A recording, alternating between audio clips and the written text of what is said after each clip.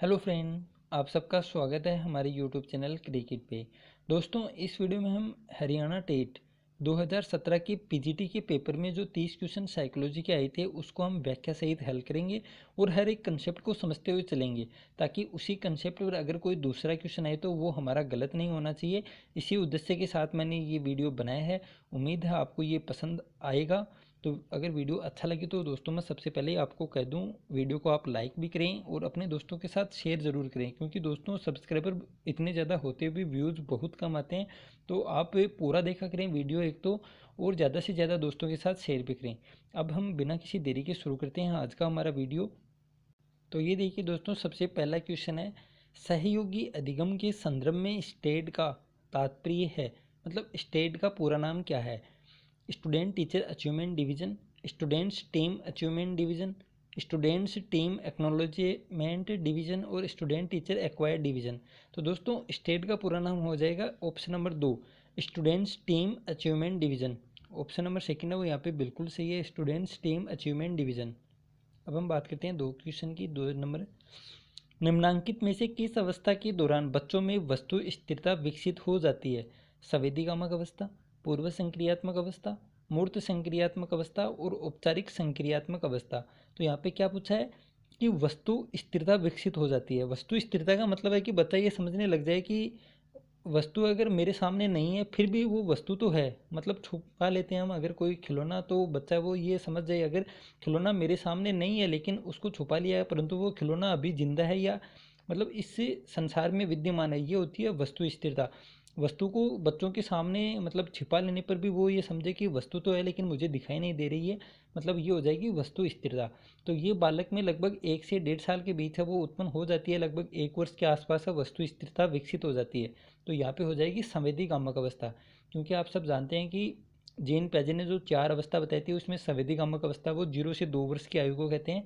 तो संवेदीगामक अवस्था यहाँ पे बिल्कुल सही है, वो ऑप्शन हो जाएगा ऑप्शन नंबर 1, वस्तु स्थिरता विकसित होती है संवेदीगामक अवस्था में। अब हम बात करते हैं 3 नंबर क्वेश्चन की। एक किशोर का यह महसूस करना कि यह यह सभी लोगों ने ध्यान दिया है कि मैंने यह शर्ट सप्ताह में 2 बार पहना है, उदाहरण है उसकी जागरूकता का, काल्पनिक श्रोता या दर्शक का, आत्म नियमन का और इनमें से कोई नहीं। तो एक किशोर का यह महसूस करना कि यह सभी लोगों ने ध्यान दिया कि मैंने यह शर्ट सप्ताह में 2 बार पहना है, उदाहरण किसका होता है? तो दोस्तों ये ज़्यादा प्रकृति है वो लड़कियों में पाई जाती है, तो कोई लड़कियां बुरा नहीं माने प्लीज़, क्योंकि होता ज़रूर है लेकिन ऐसा कि ये शादी में मैंने तो बहुत बार पहन ली, मेरे तो नई ड्रेस चाहिए शादी के अंदर, क्योंकि ये शादियों का सीज़न चल रहा है। तो सभी कहते हैं कि यार ये तो शादी में उस शादी में पहन लिया था, अब मेरे को तो नई ड्रेस चाहिए। तो ये दोस्तों काल्पनिक दर्शक का उदाहरण है। ऑप्शन नंबर सेकंड है वो यहाँ पे बिल्कुल राइट है कि किसी के याद नहीं रहता, ये सिर्फ काल्पनिक श्रोता या काल्पनिक दर्शक होते हैं। तो यह महसूस करना कि 2 बार मैंने पहन लिया, तो ये सिर्फ काल्पनिक बातें होती हैं, ऑप्शन नंबर सेकंड। अब हम बात करते हैं 4 नंबर क्वेश्चन की। नकारात्मक पुनर्बलन के संदर्भ में कौन सा कथन सत्य नहीं है? तो दोस्तों सत्य नहीं है। मैं एक बार फिर लगभग हर वीडियो में आपसे कहता हूँ, आप भी अगर पेपर सोल्व करो तो लगभग आप अंडरलाइन कर लीजिए, सत्यवाद पूछिए या फिर असत्य पूछिए, या फिर आजकल तो ऐसा भी एक चलन आ रहा है कि पेपर में आपको ऐसा भी मिलेगा असत्य नहीं है। मतलब उसको सीधा सीधा सत्यवाद पूछनी थी लेकिन उसको किस प्रकार घुमा के बोल रहा है कि असत्य नहीं है। तो ऐसी बातों पर आप बिल्कुल गौर करें। एग्जाम के अंदर 2 बार आपको क्वेश्चन पढ़ना है साइकोलॉजी का, उसके बाद आपको आंसर ऑप्शन पढ़ने हैं, उसके बाद आंसर देना है।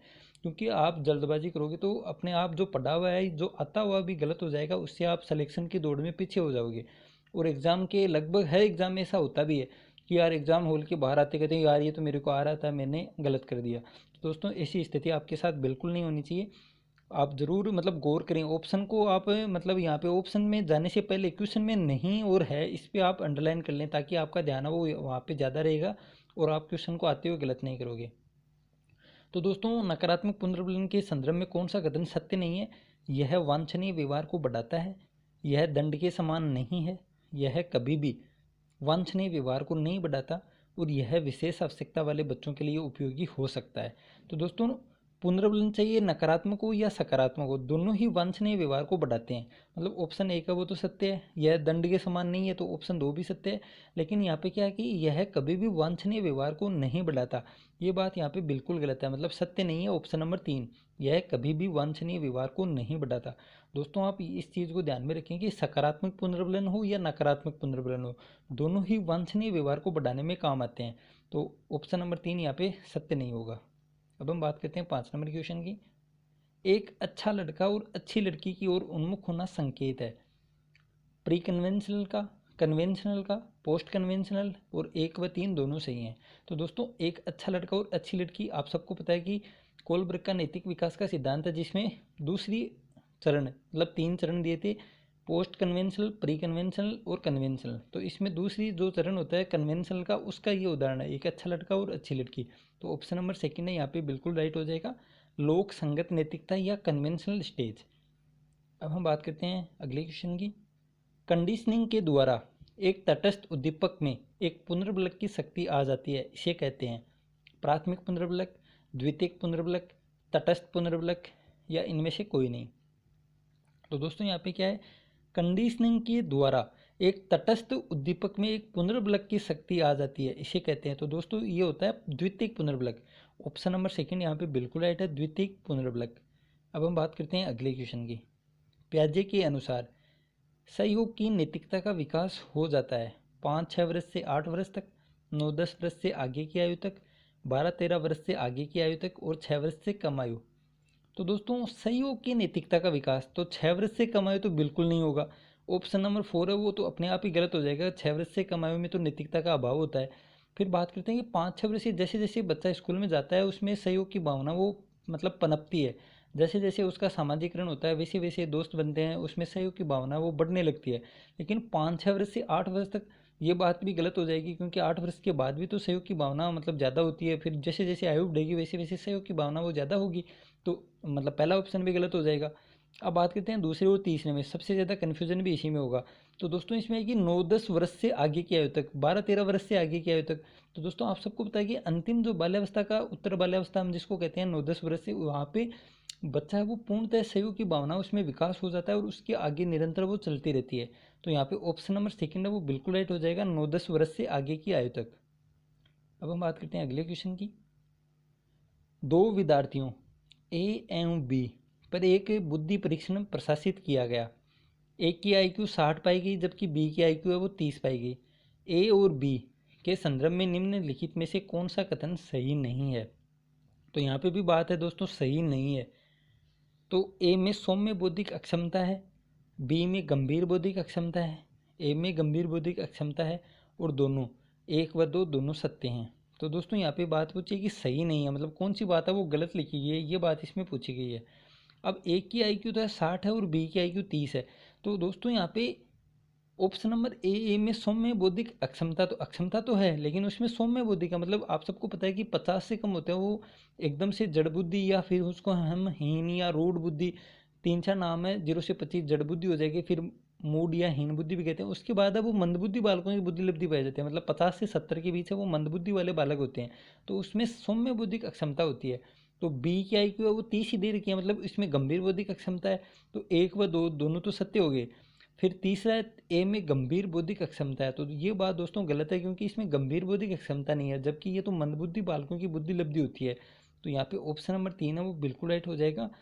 आपको यही पूछा है कि कौन सा कथन है वो सही नहीं है, तो कथन नंबर 3 है ए में गंभीर बौद्धिक अक्षमता है, ये बात है वो गलत है।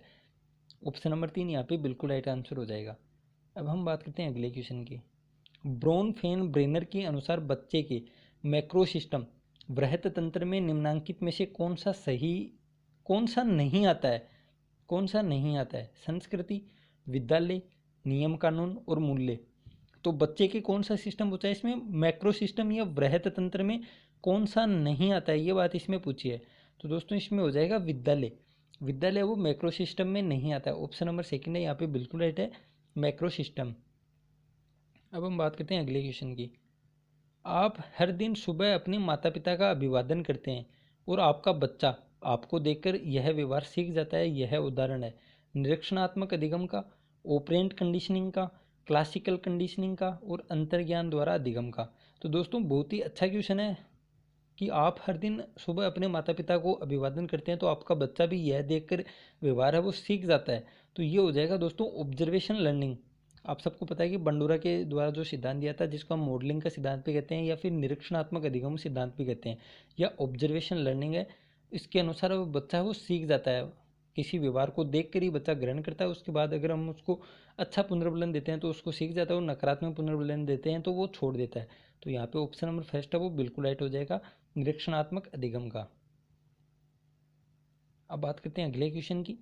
पूर्व अनुभवों पर आधारित नियंत्रण से परे यह किसी व्यक्ति का स्वयं के बारे में अनुमान की उसके समस्त प्रयास असफल होंगे को कहा जाता है। अवसाद, सीखी हुई निस्सहायता, नकारात्मक अभिवृत्ति और मानिया। तो दोस्तों बहुत ही अच्छा क्वेश्चन है ये भी।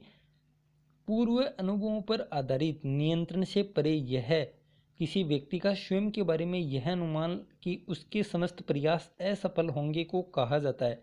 अवसाद, सीखी हुई निस्सहायता, नकारात्मक अभिवृत्ति और मानिया। तो दोस्तों बहुत शानदार क्वेश्चन है, इसका हो जाएगा सीखी हुई निस्सहायता, लर्नड हेल्पलेसनेस, सीखी हुई निस्सहायता। ऑप्शन नंबर सेकंड है यहाँ पे बिल्कुल राइट हो जाएगा, क्योंकि इसमें पूर्व अनुभवों पर आधारित बताया, पूर्व अनुभवों पर आधारित नियंत्रण से परे, इसलिए यहाँ पे सीखी हुई निस्सहायता आएगी। वरना अगर ये वर्ड नहीं आते 3-4 और सीधा यहाँ से आता कि किसी व्यक्ति का स्वयं के बारे में यह अनुमान, तो यहाँ पे हो जाएगा नकारात्मक अभिवृत्ति। लेकिन पूर्व अनुभव दे दिया वर्ड, इसके आधार पर ऑप्शन नंबर सेकंड हो जाएगा सीखी हुई निस्सहायता या learned helplessness, option number second. अब हम बात करते हैं अगले क्वेश्चन की। जीवन स्पेस की संकल्पना दी गई थी बीएफ स्किनर के द्वारा, जेबी वाटसन के द्वारा, लेविन के द्वारा या थॉर्नडाइक के द्वारा। तो दोस्तों ये तो इजी क्वेश्चन है, आप सबको पता है कि जीवन स्पेस की जो संकल्पना वो लेविन के द्वारा दी गई थी। ऑप्शन नंबर 3 यहाँ पे बिल्कुल राइट है। एक पीड़ादायक उद्दीपक का प्रयोग है नकारात्मक पुनर्बलन, सजा या दंड, पुरस्कार या सेपिंग। तो एक पीड़ादायक उद्दीपक का प्रयोग क्या होता है? तो दोस्तों आप सबको पता है कि पीड़ादायक उद्दीपक वो सजा या दंड होती है। ऑप्शन नंबर सेकंड है यहाँ पे बिल्कुल राइट हो जाएगा। अब हम बात करते हैं अगले क्वेश्चन की। एक विद्यार्थी कक्षा में प्रथम आने के लिए कड़ी मेहनत करता है, उसकी मेहनत के पीछे जो अभिप्रेरणा है वह है आंतरिक अभिप्रेरणा, बाह्य अभिप्रेरणा, शून्य अभिप्रेरणा या इनमें से कोई नहीं। तो कक्षा में प्रथम आने के लिए कड़ी मेहनत करता है, तो दोस्तों आप सबको पता है कि कक्षा में प्रथम आने के लिए करता है, तो ये बाह्य अभिप्रेरणा हो जाएगी। अगर खुद अपने अनुसार करता तो आंतरिक अभिप्रेरणा होती है, और मतलब प्रथम आने के लिए कर रहा है तो ये यहाँ पे बाह्य अभिप्रेरणा हो जाएगी। वह फेज जहाँ पर बच्चा उपयुक्त सहायता और सहयोग दिए जाने पर किसी कार्य में दक्षता प्राप्त कर सकता है कहलाता है दक्षता क्षेत्र, समीपस्थ विकास का क्षेत्र, अधिगम क्षेत्र और उपरोक्त में से कोई नहीं। तो वह फेज जहाँ पर बच्चा उपयुक्त सहायता व सहयोग दिए जाने पर किसी कार्य में दक्षता प्राप्त कर सकता है क्या कहलाता है? तो दोस्तों समीपस्थ विकास का क्षेत्र वाइगोत्स्की के द्वारा दिया गया, आप सबको पता होगा समीपस्थ विकास का क्षेत्र। ऑप्शन नंबर सेकंड, समीपस्थ विकास का क्षेत्र यही होता है कि मतलब विकास क्षेत्र से कुछ थोड़ा सा दूरी पर होता है, जिसमें अगर कोई दूसरा वो थोड़ी सी अगर सहायता कर दे, थोड़ा सा मार्ग बता दे कि ऐसे ऐसे काम कर ले, और बच्चा वो काम कर लेता है, तो ये समीपस्थ विकास का क्षेत्र होता है। यही बात इस क्वेश्चन में बोली गई कि वह फेज जहाँ पर बच्चा उपयुक्त सहायता व सहयोग दिए जाने पर किसी कार्य में दक्षता वो प्राप्त कर लेता है, मतलब थोड़ी सी सहायता दे दें तो वो बच्चा काम कर ले, तो ये होता है समीपस्थ विकास का क्षेत्र, और इसकी अवधारणा है वो वाइगोत्स्की के द्वारा दी गई है। अब अगला क्वेश्चन बहुत ही इजी क्वेश्चन है, बुद्धि का द्विकारक सिद्धांत है वो दिया गया है। तो दोस्तों इसमें ऑप्शन की जरूरत नहीं है, आप बिल्कुल अपने मन के अंदर सोच लें कि ऑप्शन नंबर कौन सा होगा, तो ये हो जाएगा स्पीरमैन के द्वारा बुद्धि का द्विकारक सिद्धांत है वो दिया गया है। और बुद्धि के 2 कारक बताए थे, जी कारक और एस कारक। अब बात करते हैं अगले क्वेश्चन की। कथन, पहले आप वह कीजिए जो मैं आपसे चाहता हूँ, फिर आप वह कर सकते हैं जो आप चाहते हैं, सटीक व्याख्या करता है प्रीमेक सिद्धांत की, तैयारी के नियम की, अभ्यास के नियम की और निरंतरता के नियम की। तो दोस्तों क्या कह रहा है कि पहले आप वह कीजिए जो मैं आपसे चाहता हूँ, और फिर आप वह कर सकते हैं जो आप चाहते हैं। तो ये सटीक व्याख्या किसकी करता है? अब दोस्तों मतलब आप तुक्का लगाएं, मान लीजिए ये आपका पढ़ा हुआ नहीं है, तो आप तुक्का क्या लगाएंगे, तैयारी के नियम की हो ही नहीं सकता। अभ्यास, इसमें क्वेश्चन में कोई अभ्यास की बात नहीं हो रही, निरंतरता की भी बात नहीं हो रही, तो आप तुक्का वही लगाएं जिसमें आपको मतलब ये ऑप्शन है कि ये तो हो ही नहीं सकते, जो बचेगा वो तो अपने आप होगा फिर। तो यहाँ पे ऑप्शन नंबर फर्स्ट है वो बिल्कुल राइट हो जाएगा, प्रीमेय के सिद्धांत की। तो इस सिद्धांत में यह होता है कि पहले आप वह कीजिए जो मैं आपसे करवाना चाहता हूँ, फिर आप वह कर सकते हैं जो आप खुद करना चाहते हैं। तो ये होता है प्रीमेय सिद्धांत की। अब हम बात करते हैं अगले क्वेश्चन की। पठन अक्षमता के लिए प्रयोग किया जाने वाला शब्द या पद है डिस्लेक्सिया, डिस्ग्राफिया, डिस्कैलकुलेलिया या डिस्पेरेक्सिया। तो दोस्तों ये क्वेश्चन तो बहुत बार एग्जाम में लगभग हर पेपर में आता ही है। इससे संबंधित मैं आपसे बहुत बार कहता हूँ लेकिन टाइम नहीं मिल पाता दोस्तों, लेकिन मैं फिर भी एक वीडियो बनाकर लाऊंगा ज़रूर। थोड़ा बड़ा होगा, 15-20 मिनट का वीडियो होगा, वो उसमें सभी वर्ड आ जाएंगे। इसके अलावा सभी रोग भी मैं उसी वीडियो में कवर करवाने की कोशिश करूँगा, जैसे एनोरेक्सिया नर्स हुआ या बुलिमिया, 3-4 रोग होते हैं, एडीटीएच है। तो ये सभी रोग हैं वो आपको उस एक वीडियो में मिल जाएंगे, पूरी पठन अक्षमता वाले। और ये 15-20 वर्ड होते हैं, उसमें से एक क्वेश्चन डेफिनेटली आएगा, चाहे आप लेवल फर्स्ट की तैयारी कर रहे हैं या लेवल सेकंड की। तो आप ज़रूर वो वीडियो भी देखें, चैनल को सब्सक्राइब जरूर करें। तो दोस्तों ये पठन अक्षमता ये तो बताने की जरूरत नहीं है, डिस्लेक्सिया हो जाएगा। ऑप्शन नंबर सेकंड फर्स्ट है वो यहाँ पे बिल्कुल राइट है, ऑप्शन नंबर फर्स्ट डिस्लेक्सिया। अब आता है अगला क्वेश्चन। वे नियम जो बताते हैं कि किसी संस्कृति विशेष में प्रभावी संप्रेषण हेतु कब और कैसे भाषा का प्रयोग करना है कहलाते हैं फोनेटिक्स, फोनिक्स, प्रोग्रामेटिक्स और सिमेटिक्स। तो दोस्तों क्या है कि क्वेश्चन, वे नियम जो बताते हैं कि किसी संस्कृति विशेष में प्रभावी संप्रेषण हेतु कब और कैसी भाषा का प्रयोग करना है कहलाते हैं। तो दोस्तों ये कहलाते हैं प्रोग्रामेटिक्स। ऑप्शन नंबर 3 है यहाँ पे बिल्कुल राइट है, प्रोग्रामेटिक्स। अब बात करते हैं अगले क्वेश्चन की। किसी व्यक्ति के उसके स्वयं के संज्ञानात्मक प्रक्रियाओं के संज्ञान को कहा जा सकता है पुनर्संज्ञान, मेटा संज्ञान, पहचान और प्रत्यक्षीकरण। तो दोस्तों क्या क्वेश्चन है, किसी व्यक्ति के उसके स्वयं के संज्ञानात्मक प्रक्रियाओं के संज्ञान को कहा जा सकता है। तो दोस्तों यहाँ पे हो जाएगा मेटा संज्ञान। खुद के संज्ञान की बात हो रही है यहाँ पे, ये देखिए स्वयं के संज्ञानात्मक प्रक्रिया, स्वयं के संज्ञानात्मक प्रक्रियाओं के संज्ञान को कहा जाता है मेटा संज्ञान। ऑप्शन नंबर सेकंड यहाँ पे बिल्कुल राइट है, मेटा संज्ञान। अब बात करते हैं अगले क्वेश्चन की। एक वांछनीय लक्ष्य के प्रत्येक छोटे चरण की प्रगति को तब तक पुनर्बलन प्रदान करना जब तक कि वह पूरी तरह से सीख न लिया जाए कहलाता है श्रृंखलाबद्धता, शेपिंग, संकेतन या प्रतिरूपण। तो दोस्तों अच्छा क्वेश्चन है ये भी, कि एक वांछनीय लक्ष्य के प्रत्येक छोटे चरण की प्रगति को तब तक पुनर्बलन प्रदान करना जब तक कि वह पूरी तरह से सीख न लिया जाए कहलाता है। तो ये कहलाता है दोस्तों शेपिंग। ऑप्शन नंबर सेकंड है यहाँ पे बिल्कुल राइट है, शेपिंग। अब बात करते हैं अगले क्वेश्चन की। लैंगिक स्थायित्व, जेंडर कंसिस्टेंसी के विकास का प्रथम चरण है लैंगिक स्थिरता, लैंगिक संसूचन, लैंगिक कंसिस्टेंसी या इनमें से कोई नहीं। तो लैंगिक स्थायित्व के विकास का प्रथम चरण कौन सा होता है, तो लैंगिक संसूचन। ऑप्शन नंबर सेकंड है यहाँ पे बिल्कुल राइट है, लैंगिक संसूचन। ये लैंगिक स्थायित्व के विकास का प्रथम चरण है, लैंगिक संसूचन। तो दोस्तों रिट के जो रिट 2018 का पेपर हुआ था उसमें लैंगिक वाले क्वेश्चन भी 2-3 आए थे। तो इस पर भी अगर मेरे को कोई मैटर मिलेगा कहीं पे तो मैं आपको ज़रूर प्रोवाइड कराऊंगा, लेकिन अभी तक मेरे पास कोई मैटर नहीं है इसका, लेकिन फिर भी मैं कोशिश करूंगा कहीं से प्राप्त करने की। अब आता है अगला क्वेश्चन। एक परिस्थिति में सीखे हुए अमूर्त ज्ञान का भिन्न परिस्थिति में उपयोग करना कहा जा सकता है नकारात्मक स्थानांतरण, उच्चपथ स्थानांतरण, शून्य स्थानांतरण। तो दोस्तों बहुत ही इजी क्वेश्चन है कि एक परिस्थिति में सीखे हुए अमूर्त ज्ञान का भिन्न परिस्थिति में उपयोग करना कहा जाता है तो उच्चपथ स्थानांतरण। ऑप्शन नंबर सेकंड है यहाँ पे बिल्कुल राइट हो जाएगा, उच्चपथ स्थानांतरण। अब बात करते हैं 24 नंबर क्वेश्चन का। आपने अपनी कक्षा में विद्यार्थियों की प्रगति के आकलन के लिए साप्ताहिक क्विज आरंभ किया है। आप पुनर्बलन के किस शेड्यूल का प्रयोग कर रहे हैं, स्थिर अनुपात, चर अनुपात, स्थिर अंतराल और चर अंतराल। तो आपने अपनी कक्षा में विद्यार्थियों की प्रगति के आकलन के लिए साप्ताहिक क्विज आरंभ किया है। तो दोस्तों साप्ताहिक किया है मतलब स्थिर अंतराल के अनुसार आप मतलब क्विज आएंगे, या साप्ताहिक हो रहा है तो हर 7 दिन के बाद क्विज होगी। तो ये स्थिर अंतराल है। जैसे हमने शायद, मेरे को पेपर ध्यान में नहीं आ रहा है, एच टेट का था या फिर यूपी टेट का, उसमें एक क्वेश्चन आया था कि जो शिक्षकों को हर महीने के लास्ट में जो सैलरी दी जाती है वो कौन सा पुनर्बलन होता है, तो स्थिर अंतराल के अनुसार ही वो पुनर्बलन था। और यहाँ पे जो साप्ताहिक क्विज हो रही है ये भी स्थिर अंतराल के ऊपर हो रही है, फिक्स इंटरवल। ऑप्शन नंबर 3 है वो यहाँ पे बिल्कुल राइट हो जाएगा। तो दोस्तों यही फ़ायदा होता है, अगर आप पूरे पेपर देखोगे तो आपको बहुत ज़्यादा मैटर वो मिल जाएगा और पूरा कंसेप्ट वो आपका क्लियर हो जाएगा।